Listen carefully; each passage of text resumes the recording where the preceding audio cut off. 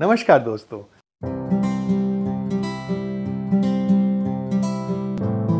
मैं हूं डॉक्टर धीरज और आज मैं आपको बताऊंगा एक स्पेशल एक्सरसाइज जो हम रेगुलरली करते हैं, जिम में जाते हैं, और उसका नाम है डेड लिफ्ट। बहुत अच्छी एक्सरसाइज है ये, और इस एक्सरसाइज से फ़ायदे तो बहुत होते हैं। खासकर लोअर बैक को स्ट्रेंथन करना हो, आपको लेग्स को स्ट्रेंथन करना हो, तो इससे अच्छी कोई एक्सरसाइज नहीं है।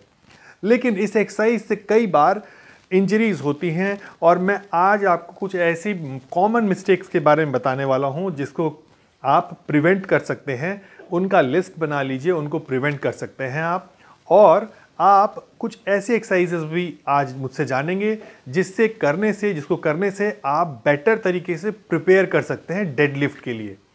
तो आज इसके बारे में पहले जान लें। इसका एक वर्ल्ड रिकॉर्ड है 501 kg का, और इस रिकॉर्ड को अगर अचीव करना है तो भी आप धीरे धीरे करके स्टार्ट कर सकते हैं अपने प्रयास को।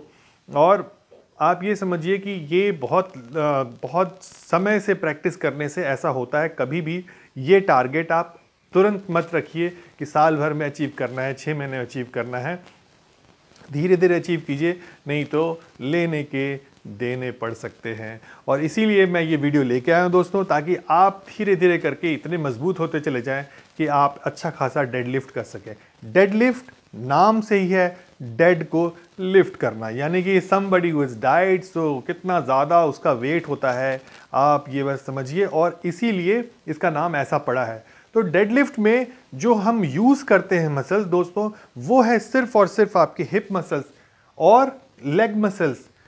जो आपकी लोअर बैक मसल्स हैं, कोई भी मसल्स यूज़ नहीं होती है, सिर्फ और सिर्फ हिप की मसल्स यूज़ होती है। आपका पोजीशन ऐसा होता है, और आप अपने शोल्डर्स को यूज़ नहीं करते हो, शोल्डर्स लिफ्ट नहीं करते हो।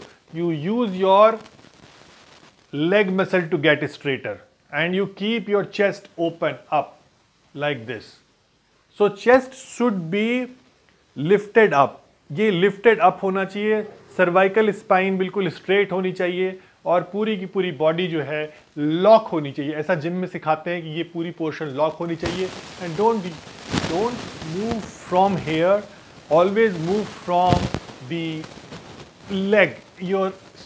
This portion is getting striated and this portion remain straight, so that way the lifting happens. अगर आपने शोल्डर का इस्तेमाल किया तो आप इंजरी में लैंड अप कर सकते हैं। इसके अलावा जो आपका बार है, वो बार आपके 4 फुट के बिल्कुल क्लोज होना चाहिए, यानी कि मिडिल ऑफ 4 फुट जो होता है उसके पास होना चाहिए। उससे ज़्यादा आगे नहीं होना चाहिए बारबेल। अगर दूर होगा तो भी दिक्कत करेगा, और वो आपको गलत प्रॉब्लम में डाल देगा, और आपको इंजरी हो सकती है। इसके अलावा अपने को पोजीशन करना है आपको बारबेल को, जो बेल है, बारबेल है, उसको नहीं आपको पोजीशन करना है। आपको खुद को ऐसा पोजीशन करना है कि आप उसको बिल्कुल इस मूवमेंट से simply you move your hip forward and use your leg to get up. अपने लेग को इस्तेमाल करके उठ सकते हैं, उस तरह से करना है आपको। और रॉन्ग हिप पोजीशन नहीं रखनी है। रॉन्ग हिप पोजीशन रखने से भी बहुत गड़बड़ हो सकता है। और रॉन्ग हिप पोजीशन में क्या है कि आपकी जो हैंड विड्थ है वो जो है बिल्कुल ही 2 से 3 सेंटीमीटर अवे फ्रॉम दी जो लेंथ है, उससे सिर्फ 2 से 3 सेंटीमीटर ही दूर होनी चाहिए, इससे ज़्यादा दूर नहीं होनी चाहिए। सबसे पहली चीज़ जो है वो आपकी वार्म अप अच्छी होनी चाहिए। वार्म अप का मतलब ये नहीं हुआ कि सिर्फ आप दौड़ रहे हैं, रन कर रहे हैं, 2-3 मिनट आपने दौड़ लिया, रन कर लिया, that is enough warm up. No, not at all.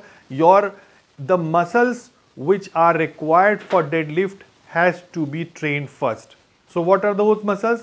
आपको हैमस्ट्रिंग को स्ट्रॉन्ग करना है। आपको अपने बैक जो लोअर जो मसल्स हैं, लोअर बैक मसल्स हैं, स्पेशली जो ग्लूटियल मसल्स हैं, उनको स्ट्रॉन्ग करना है। तो मैं उसको अलग सेक्शन में बताऊंगा कि वो कौन कौन से एक्सरसाइजेज हैं जिनसे आप इसके लिए, यानी डेड लिफ्ट के लिए अच्छे से प्रिपेयर कर सकते हैं।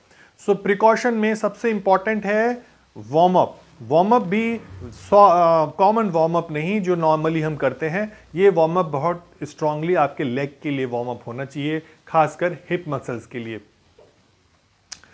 कोर स्ट्रेंथनिंग भी साथ साथ इससे होती है। ये जब आप डेडलिफ्ट करते हैं तो इससे सभी तरह की एक्सरसाइजेज हो जाती हैं। बहुत ही अच्छी एक्सरसाइज है, लेकिन अगर इसको थोड़ा सा अगर आप ध्यान से नहीं करेंगे तो ये आपको प्रॉब्लम कर सकती है। इसीलिए अब मैं आपको बताने जा रहा हूं वो एक्सरसाइजेस जो डेडलिफ्ट करने में आपकी हेल्प को। जिस समय आपको डेडलिफ्ट करना है तो थोड़ा वार्म अप जो आपका नॉर्मल रनिंग 3-4 मिनट्स के बाद ये एक्सरसाइजेस करके आपको ज़्यादा हेल्प मिलेगी। सबसे पहला एक्सरसाइज, सबसे इंपॉर्टेंट एक्सरसाइज है, वो है हैम्स कर्ल्स। हैम्स कर्ल्स के लिए आपको दोनों लेग से दोनों नीज को बेंड करना है अगेंस्ट रेजिस्टेंस, और जैसे आपका नी है एंड बेंड कर रहे हो आप अगेंस्ट रेजिस्टेंस, ये हो गया हैम्स कर्ल्स। ये बस 15 से 20 रेपिटेशंस आप करें।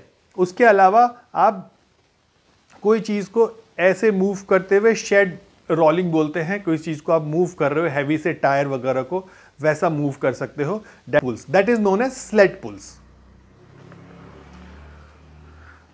Then single leg kettlebell. Kettlebell एक तरह का हैंडल होता है, उसको आप ऐसे यूज करके and then like this you go like this and then come back, then like this and then come back. तो this way you are single leg, इसको कैटल बेल पुल बोलते हैं। और इस तरह से जब आप करेंगे तो आपकी जो हिप मसल्स हैं वो स्ट्रांग हो जाएंगी। इसी तरह से जो नेक्स्ट एक्सरसाइज है